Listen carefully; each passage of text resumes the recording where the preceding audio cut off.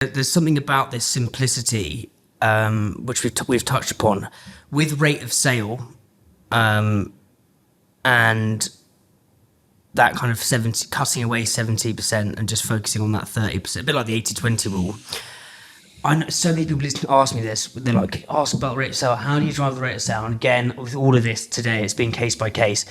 But if we were to look at the sort of the 30% that actually moves the needle, whether it's like driving the rate of sale in any retailer, and again, it's case by case, what would you say is that 30%? And because I think people listening to this are like, right, just get rid of that. So we've tried. I remember trying so many stupid things that just don't move the needle. Yeah, and I think just to rewind a bit on that, I think the biggest thing is that people get excited about revenue growth, but quite overlook sometimes that is often built by distribution, not rate of sale, and it's what I call hollow revenue, because at some point in time, if you're go back on that. So you see all these businesses scaling, right? Yeah. So I've had people put business plans in front of me, which is they've gone 500,000, 1.3 million, 2.5, 6 million. Oh, look at us, we're flying. And I'll look at it all. I'm like, right, can you just show me how your store counts, i.e. number of stores you've gone, how many stores you've been across those time periods?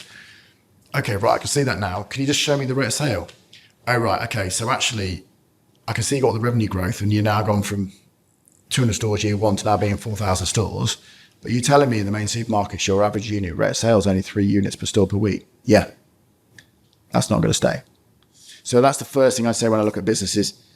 Why is I'm sorry, but so because if you're building your revenue and growth off distribution, i.e. the number of stores you're in, yeah, and that's obviously also it's called stocking points as well. So like if you've got 3 lines in 3,000 stores, you've got 9,000 stocking points. That makes sense. Yes. Yeah. That's all very well. That's building scale.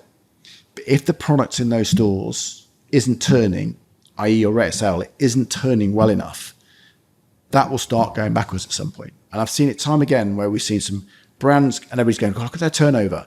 But all of a sudden, it's not, the rate of sale isn't where it needs to be. delist. And all of a sudden, the revenue starts dropping back and back and back. And that's because say that first 200 Waitrose stores, the rate of sale is really high because it's in the right stores. Yeah, but they've rolled out more. They've probably rolled out more, but they've also just been obsessed with rolling out without actually thinking, which is exactly why your question is spot on.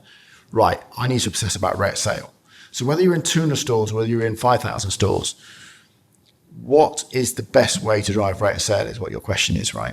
And I think fundamentally it's, it comes down to me, which is, don't care what anybody says, trying to influence as much as possible at closest proximity to where your product is merchandised or stocked is the most important thing, right? And, I don't care what anybody says, even from a marketing perspective, promotions, the right promotions, i.e. if you're not half pricing, bog off, buy one, get them free, etc. Promotions is the best way to drive trial on your product.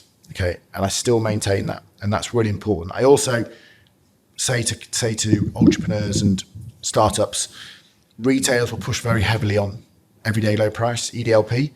Be careful, because I can tell you now, if you invest all your money in EDLP, you'll make less return than you will by having the right level of RSP or MSSP, whatever you want to call it, which is obviously your recommended selling price, but then having your promotions alongside it. Because in the UK in particular, we have an ingrained culture which is not going to change, which is a lot of people, particularly on secondary brands, will shop wherever there's a red or yellow sticker, right? Because we're all deal junkies, right? And it's very unique to have a brand that, there are obviously exceptions, but it's very unique to have brands that can maintain and grow a rate of sale without having to promote.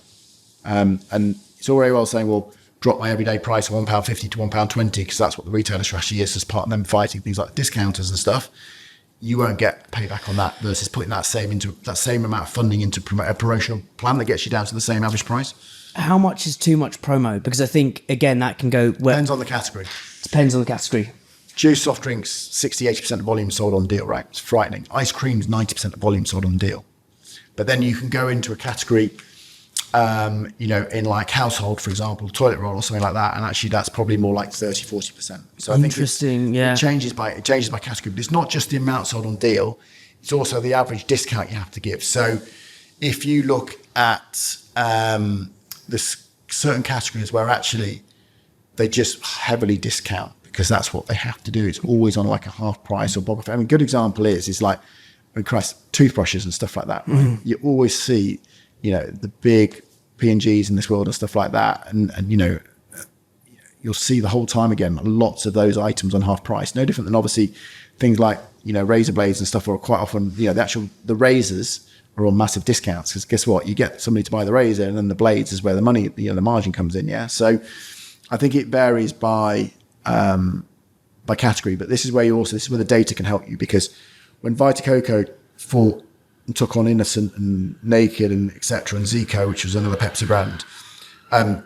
we actually went too low on average price. We went head to head with Innocent and with those other brands and just over promoted. We then had to, over a period of time, nudge that back up to what we realized was that, because we basically were buying volume we didn't need to buy. We're discounting more than we needed to, because the data was showing us we didn't need to go to that low, which was actually quite humbling, because, you know, we were very respectful of Innocent, etc. But we then used our own analysis, and again, this is where insights comes in, and we then worked out what was the right average price for us to be successful going forward. So promotions is a key way.